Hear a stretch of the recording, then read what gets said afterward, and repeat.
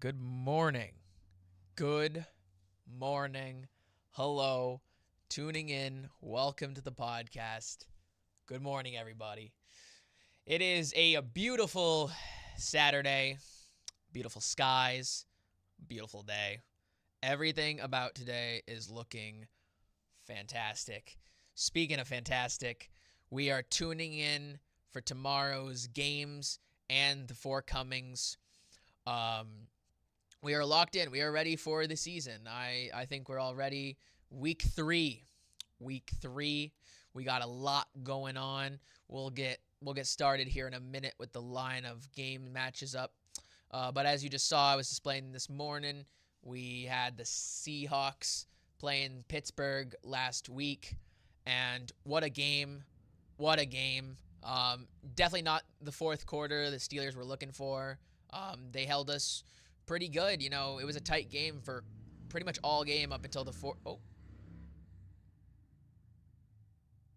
I don't know if you heard that, but some dude was revving his truck trying to show his massive wiener that he has.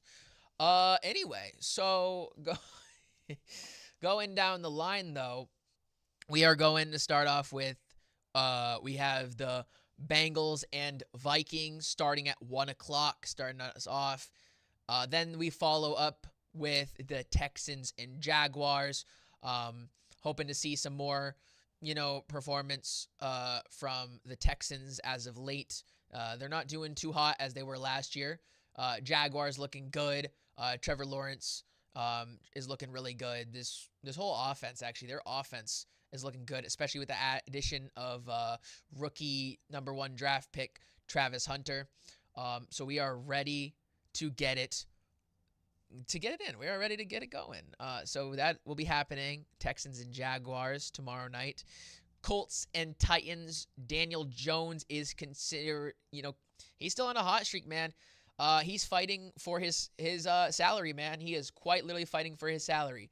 That man is trying to, guarantee, like, he's fighting for, like, the knowledge that if he doesn't, do well this year, he is gonna be riding the bench until he retires. So I think the man is trying to, he wants to make up some more money. He wants to really continue his hot streak. And so that's quite funny, honestly. I gotta say, Daniel Jones stepping up this season has honestly been the biggest shock, I think, of this season so far. Like, I don't think anybody, I don't even think Colts fans themselves were too happy when they realized that Daniel Jones was going to be their backup.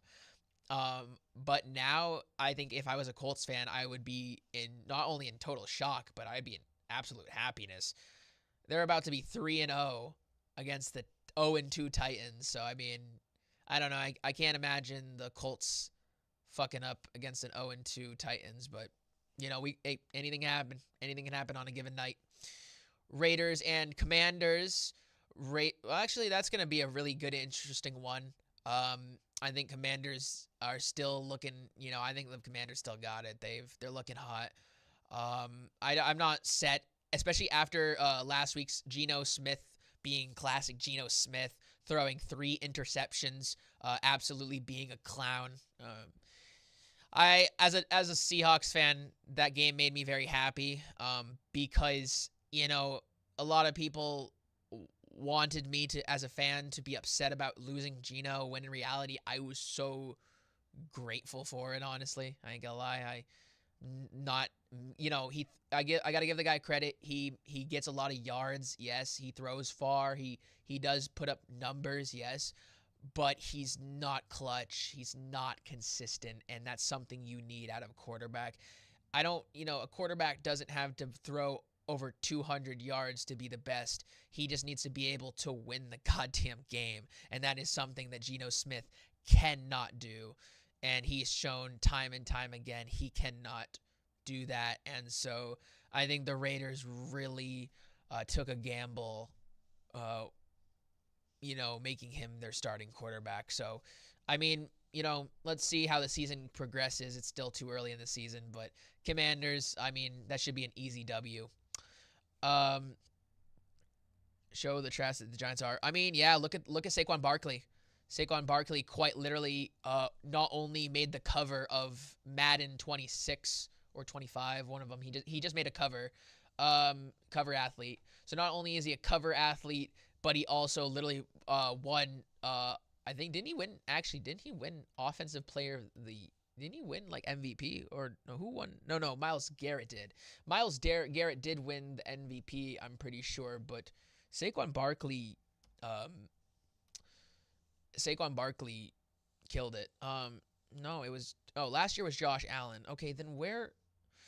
Hold on, I need to confirm something. I know Saquon Barkley, like he was up there. He definitely was on the MVP race as a running back, which is something that's where do I prove that? Hold on, let me see, 2024 MVP race.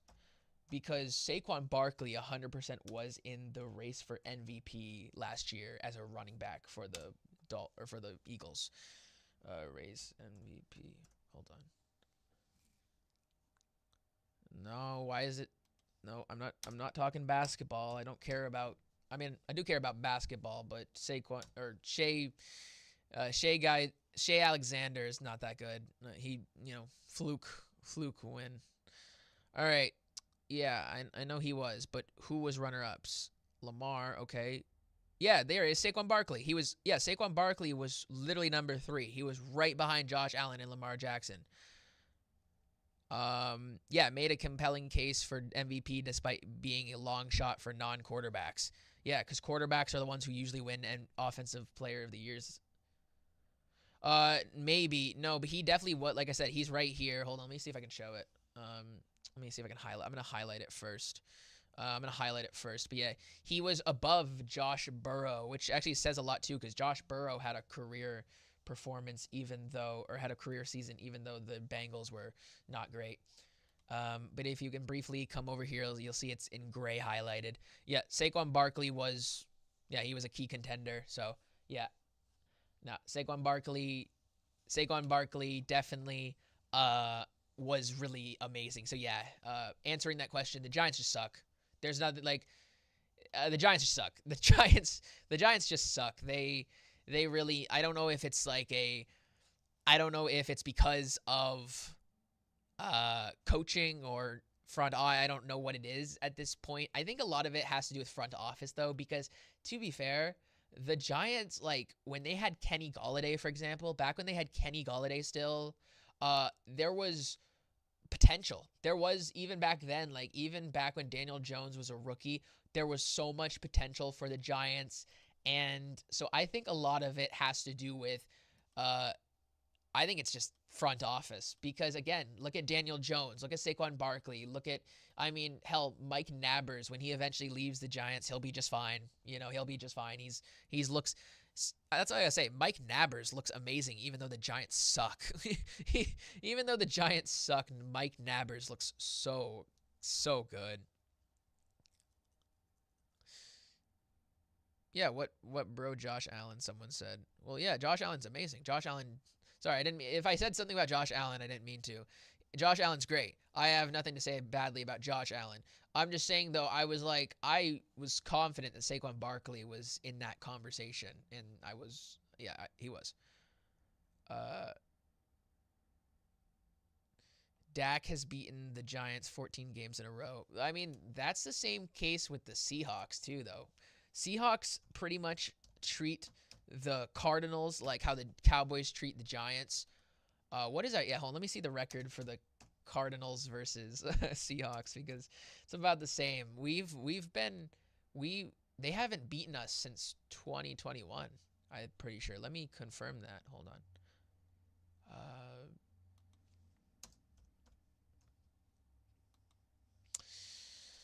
Sorry, I gotta look. Here we go. Seahawks versus Cardinals history last 10 years. Okay, here we go. Yeah. So 1, 2, 3, 4, 5, 6, 7. Yeah. We've beaten them 7 games straight. We haven't lost to the Cardinals since November of 21, which we lost 23-13, but then we also beat them in November of 2020 We beat them 28-21, but then yeah, we've beaten them basically since January 9th up until basically January 9th of 2022 is the last time the pretty much is when it started. So from January 9th of 22, well, like I said, 1, 2, 3, 4, 5, 6, 7 games. Oh yeah, we've beaten them 7 games straight. So the Cardinals have a 7. We've beaten them 7 games straight, which is pretty funny. And a lot of Cardinals fans, for some reason, think that this year is going to be the year they break that streak. I don't think so. I do not fear the Cardinals whatsoever. I think they have because to be fair, they're 2-0, yes, but if you look at their who they literally have played these last 2 games, like they've played nobody good. They've played, let's see. They have played, let's see here. Yeah, they played the Saints and the Panthers, which they almost lost to the Panthers. Yeah, no, the Cardinals are both games they barely won. So yeah, no, I don't fear the Cardinals. They're going to get slapped against the 49ers tomorrow. That's a given. They're going to get slapped by the 49ers, and then we're going to slap them on the 25th. Actually, yeah, Thursday night game. Yeah, we're gonna slap the shit out of them on Thursday night. Yeah, no, they're getting slapped on Thursday, 100%. I'm definitely gonna be ready for that game. All right, let's continue though. Let's get back on track. Rams and Eagles. I mean, ooh, that's a good one actually. It's hard to say. Rams are looking good with Puka and Devontae Adams 2-0. Same with the Eagles. So that could go both ways, honestly. That's hard to say. That's definitely a both ways kind of game. I mean, Eagles definitely coming off their Super Bowl win and being 2-0, so they're still undefeated. So, I mean, it's, definitely scary for Rams fans, but I mean, Rams definitely could be the team that stops the winning streak. It's very possible. Falcons and Panthers. Falcons, I mean, Jesus Christ. I mean, Falcons aren't doing too hot either, but they looked good. I think it was last week they looked good with Kyle Pitts. So actually that's someone to look out for too. If you're running fantasy, I definitely advise Kyle Pitts. He's looking good. Also, another good tight end right now is Tyler Kroft off the Green Bay Packers. I think he's literally number 1 actually right now in fantasy. But that's another guy to definitely look out for. Steelers and Patriots. After last night or after the game against the Seahawks, I don't know, man. After the performance the Pittsburgh Steelers had against us, I think the Patriots.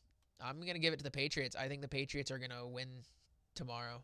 I really do. I think the Patriots have a very strong case to win this game. Their defense played, actually, that's what something I wanted to talk about. The Patriots defense last week actually looked pretty good. So yeah, Patriots have I'm confident the Patriots are going to do good this year. I mean, they lost to the Raiders, but I mean, they still beat the Dolphins. I mean, the Dolphins also are not doing too hot themselves either, obviously. But I mean, still though, for the Patriots beating the Dolphins, they're rivals. So, I think it's a strong case for the Patriots. I really do.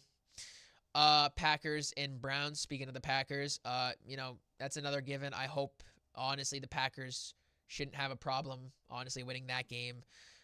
Cleveland is still kind of up in arms about who their quarterback is. They're still kind of, they've got 4 or 5 different quarterbacks to play with right now. So they're kind of they're not even sure who the hell is even running their offense right now. So traditional Browns, they're basically going back to their 2015-16 days. Jets, Buccaneers. Buccaneers should have no problem. Actually, you know what? I'm not going to sleep on the Jets, though, because Justin Fields is still really hot. To be fair, they also, they had a close game against the Steelers, and then got their shit rocked against the Bills. But, I mean, it's the Bills. So can't really give them too much problems. They did run two different quarterbacks though. Um, Ty Tyrod Taylor and Justin Fields. Justin Fields he didn't have a great of a game, but he still was there. Surprisingly, he had a better running. Justin Fields had a better running game than Breece Hall did. Breece Hall ran 10 for 20. That's a good reason why they lost too. Breece Hall 10 rushes for 29 yards. I mean, what the hell are you doing, dude? Yeah, don't give crap to Justin Fields. You should sit your running back and try someone else. Anyway, so with that being said, though, I think I really don't see why the Buccaneers will have any problems. Baker Mayfield looking hot, looking good. So Buccaneers, I should don't see them having too much of a problem there. Broncos and Chargers. I mean, that's another good one too. I'll be interested to see that one. Denver, I gotta give it to Denver. They're 1-1, but Denver is without a doubt in my mind. They should be 2-0. Denver looks like they've got the best defense, or if not one of the best defenses next to the Packers right now, which is crazy because Denver has been shitting bricks for the past at least 10 years. Ever since Peyton left, they've been shitting bricks. But this year might be the year they actually have a positive year. Saints and Seahawks. I mean, Seahawks, I don't see why we're going to lose that game. I mean, yeah, I don't see why we're going to lose that game, especially we got home field advantage. I don't see why we lose that game. I mean, hope not. I really pray. But Seahawks looking good after that performance against the Steelers. Speaking of the Steelers, and somebody actually that didn't get enough, honestly, in my opinion, praise for last week's performance was K9 unit Kenneth Walker. Kenneth Walker actually had quite the performance next to also Jackson Smith-Njigba. My boy had an amazing game against the Steelers, so that's something to also talk about as well. But anyway, before we continue, I do want to show this real quick transition here. We've got, again, back to the Seahawks and Steelers game, because this is something actually I wanted to show. Absolute dime. I just want you guys to point out the fact that man that he just outran was none other than, where is it? Let's see if we can show it again real quick. Just quick little recap. So, balls in the air. It's Jalen Ramsey. Jackson Smith-Njigba just absolutely bolted past Jalen Ramsey in that one-on-one coverage. Jalen Ramsey looking like a bum. He needs to step up, bro. He's got to step up, man. Ever since he lost... Oh, that happened too, though. Hey, you know what? I can't lie, though. Steelers still have a great defense. Their defense is still good. Their offense is very questionable, though. I don't know what the Steelers were doing, honestly. They had plenty of opportunities to get a quarterback. They really just wanted to get Aaron Rodgers, and if anything, I think getting Aaron Rodgers is gonna be the reason they have a terrible season this year. I don't know. Steelers aren't gonna be this, I don't know. Steelers are not gonna be that good this year. I'm just saying that right now. They're not. Adding Aaron Rodgers was not a good idea. He's too old, man. He's well out of his prime. He's just a shell of what he used to be at this point. He did look good, though. I won't lie. He did escape the pocket from the Seahawks during last night's game. But he only threw for 5 yards, though. It didn't really. It was one of those things where I mean, maybe I can find it. But maybe we'll save that for last. But either way, though, he wanted to look all fancy, and it looked fancy, but it only accumulated for 5 yards. It didn't really do them a whole lot. Cowboys and Bears. I swear to God, if don't sleep on Rodgers. No, actually, I am sleeping on Rodgers. What? He literally threw 2 interceptions against some guy that actually we literally picked up as a free agent, and then he also got intercepted by Kobe Bryant. Hall of Fame Lakers Lakers legend Lakers legend Kobe Bryant intercepts Hall of Famer Aaron Rodgers. That's actually a real title. That is a real title out there. It's a real title. So I don't know. I'm 100% sleeping on Aaron Rodgers for the rest of the season. He's a goober. He's a goober, old man. But anyway, going back to the Cowboys though. I mean, if the Cowboys lose this game, it's bad. It's bad. If they lose this game, it's bad. That's all there is to it. If they lose to the 0-2 Bears, who look like absolute mess right now, yeah, no, that's not gonna be good for. Oh, sorry about that. Technical difficulties. Anyway, so Bears and Cowboys though, like I said, yeah, I really don't see why the Cowboys. I don't see why they don't win this game. But yeah, let's. I really, yeah, I don't know. Cowboys have been really questionable. I really don't. I at this point I'm not. I don't as a non-fan, as a non-Cowboys fan, I don't understand why you guys haven't just gotten rid of Jerry Jones at this point. Like he needs to just go. He's too old, man, and he can't be the general manager and the owner of the building. He can't be doing both, you know, and he's not doing a good job of either. He's not doing a good job of either. So either way, Cardinals and 49ers. You know, like I said before, they're going to get slapped around. I don't see why the 49ers lose that game. I mean, hopefully not. That'd be pretty embarrassing. But yeah, 49ers and Cardinals, Brock Purdy, Christian McCaffrey, and George Kittle all looking good right now. So I don't see why the 49ers should have any difficulty with that. Chiefs and Giants.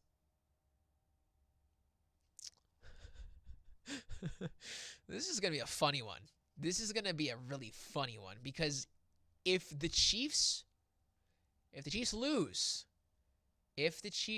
lose, same thing with the Cowboys. If the Chiefs lose this game, it's going to be really ups in arms about the Chiefs as well because it's going to be like if they lose to the Giants, who can they possibly beat?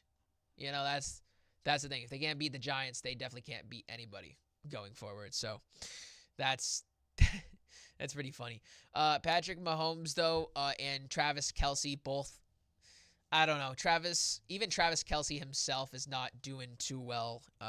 He's not really doing too hot, which is crazy. I don't know, man. Was it getting married to Taylor Swift?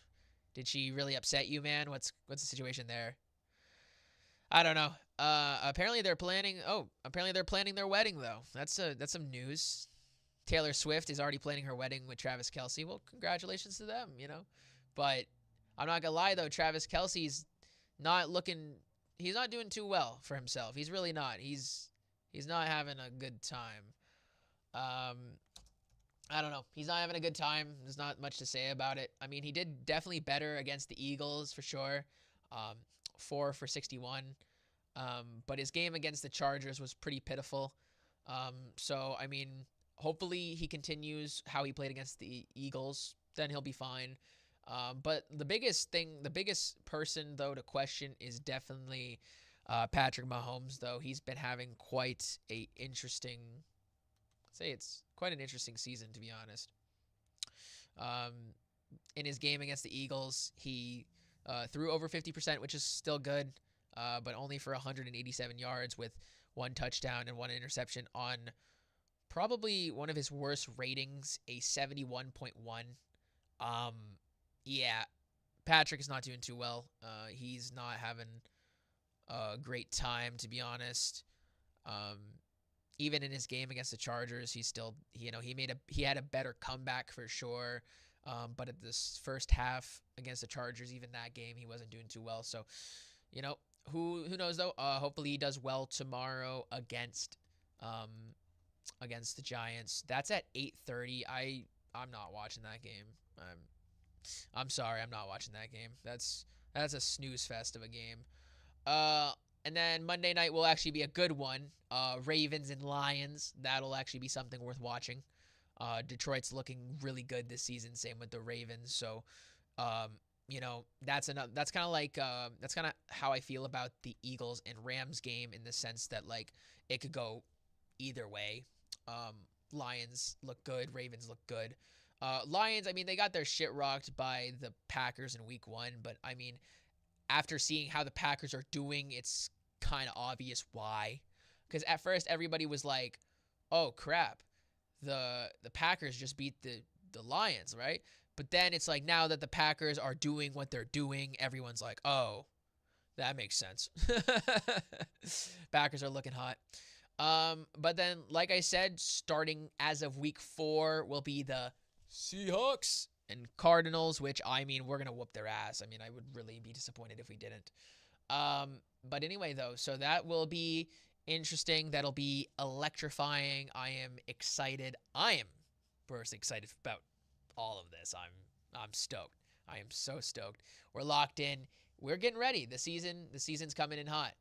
But some news though. Going back though to the Cowboys. Let's talk about their newest addition, Javonte Clowney, arrested for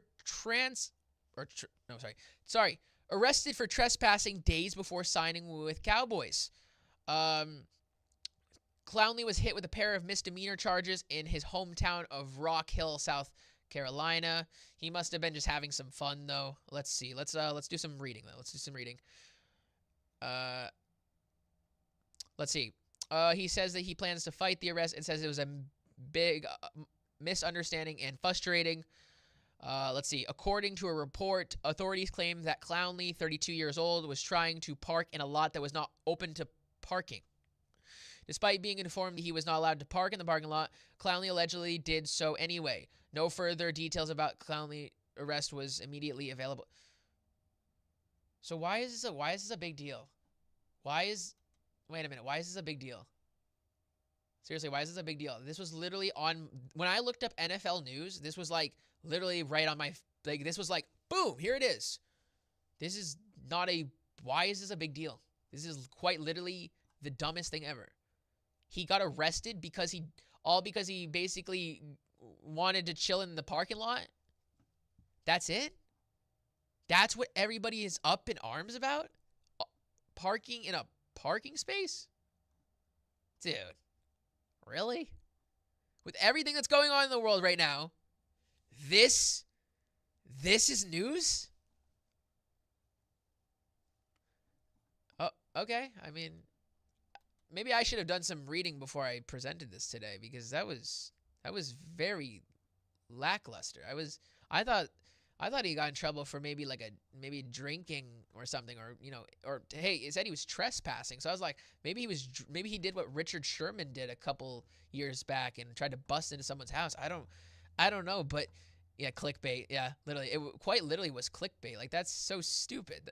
It's everywhere. It's not even just like. It's everywhere. CBS, Fox, Yahoo. It's everywhere. CNN. It's everywhere. It's all over the place. And it's all because he didn't want to leave a parking spot? Really? Well, he wasn't even in Dallas. That's the thing. Welcome to Dallas. He wasn't even in Dallas, though. He was in South Carolina, in his hometown of Rock Hill, South Carolina.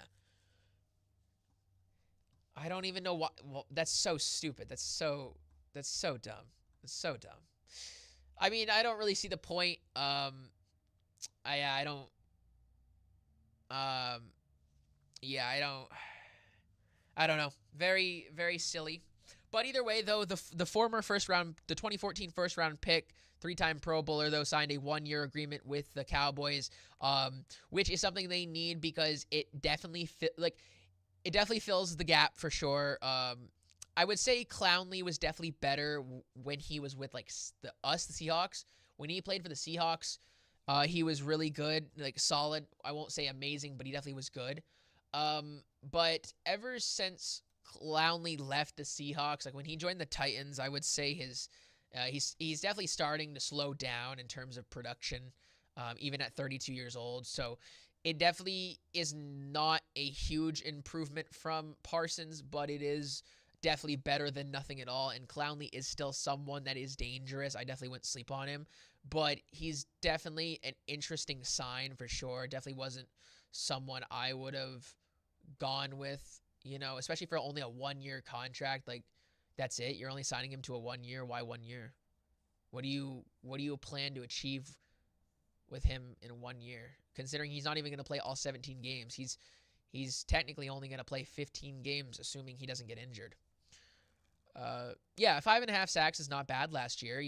That's not terrible. It's definitely not terrible. But I will say though, also adding getting Clowney, then you have 2 first-round picks. So I mean, depending on his performance, this year, I mean, we'll decipher whether or not he gets extended or not. If he does well, I mean, I would be disappointed in the Cowboys for not re-signing him, because if anything, I would re-sign him. I mean, he's not, like I said, he's not a great, but he definitely is a solid piece. He definitely can make the plays when necessary.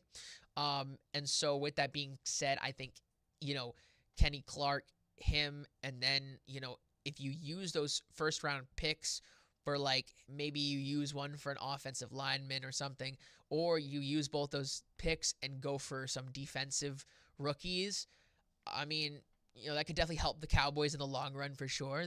Getting draft picks is definitely something the Cowboys could definitely use. They definitely need a rebuild for sure. They're missing a lot of key players right now with all the very whack decisions they've made in the last 3 years. Yeah, true. Yeah, Jerry definitely has made a lot of questionable decisions over the years. For starters, like, Mike McCarthy was a big one. Mike McCarthy quite literally ruined Ezekiel Elliott, and that's not even a joke. Like, um, everybody knows at this point that Mike McCarthy quite literally ruined Ezekiel Elliott. So not only did you ruin your literally, like, star running back that was like the next coming of Emmitt Smith, but yeah, not only did you ruin Ezekiel Elliott's career, but you quite literally ruined the Cowboys. Mike McCarthy didn't do shit for the Cowboys. The Cowboys didn't go anywhere. If anything, they lost, like, Amari Cooper. They've lost Michael Gallup. They've lost so many. Yeah, I don't know. Definitely a lot of questionable decisions over the years from the Cowboys and Jerry Jones in general. So with that being said, yeah, no, definitely, I still stand behind it. I think the Cowboys, I think the first step into becoming a better team is starting with getting rid of Jerry Jones. Because even if you get someone, some young coach, or not coach, but get a young general manager, or, somebody who nobody has heard of, I still think that person will still provide better things for the Cowboys in the long run than Jerry, because at this point, Jerry has nothing to give to the Cowboys at this point. He hasn't really done anything besides, I mean, I would just say he hasn't really done anything. He just hasn't. It's like not much positive has sadly come from the Cowboys since around, I would say, 2018, like before COVID. I feel like even before COVID, like, the Cowboys were doing good, and I don't know, ever since, I would say, COVID has really, like, made the Cowboys a really weird team for sure. But with that being said, though, there is something I do want to look at. I do want to take a moment to stop picking on the Cowboys, though, slightly. But I do. Where was it? There was a play. Where is it? The Cowboys had a really good play, though, that I really liked in their game against the Giants that I want to take a look at. If I can find it, that's the thing. It was a really good pass. I just got to find it, though.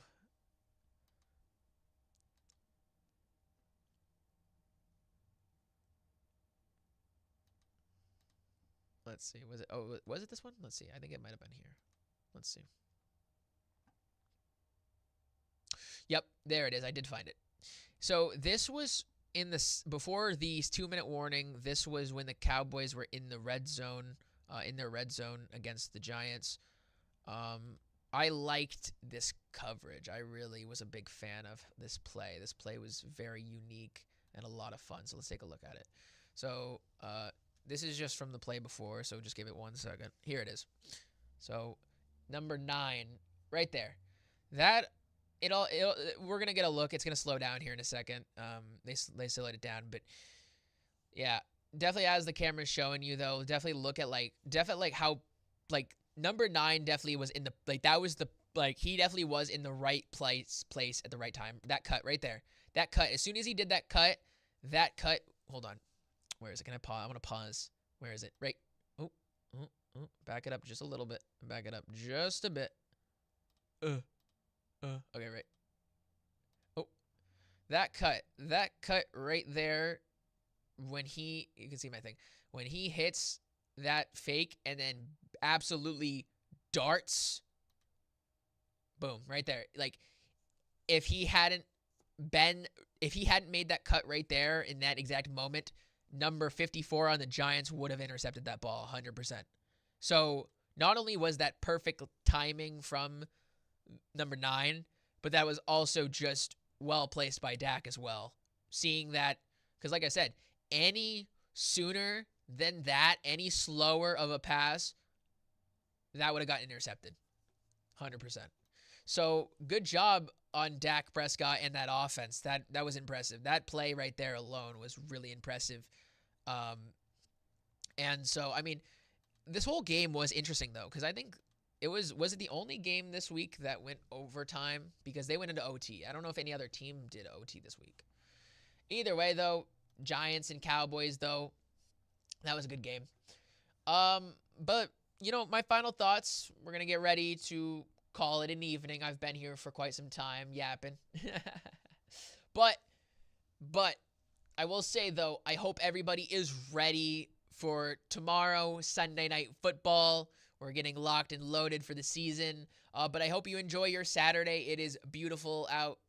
Today might be one of the last few days to catch some sun before we get the really cold October fall weather. So enjoy the beautiful sun while it's here, guys. It's getting colder and colder. And so with that being said, thank you so much for tuning in today. I really appreciate everybody coming in, chatting with me, sitting down with me in general. And I hope you enjoy. Please, comment even after the live. Please, I definitely will go and look at them. Any questions, anything for me, honestly. But with that being said, thank you so much. You guys have a great rest of your week. This has been the Athletics Podcast. Thank you so